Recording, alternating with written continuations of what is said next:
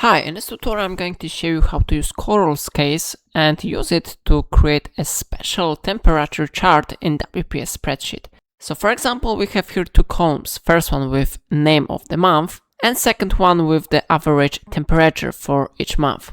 So if you want to use color scales, you need to select all average temperatures here, and after that you need to go to Home tab, and here you need to open Conditional Formatting. After that you need to go to Color Scales, and here you have different types of color scales. I recommend you to select here red, white, blue color scale. If you will choose this option, you will see that the color depends on the average temperature. So for example, if we have here -2 degrees, the color is really cold, really intensive blue is here. But if we have here, for example, 19 degrees on July, the color is really intensive. It is, of course, a red color.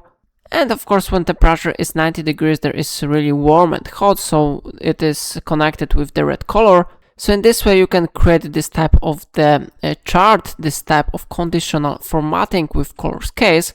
If I helped you to use it, remember to like this tutorial and subscribe my channel. Please let me know in comment if it's a problem.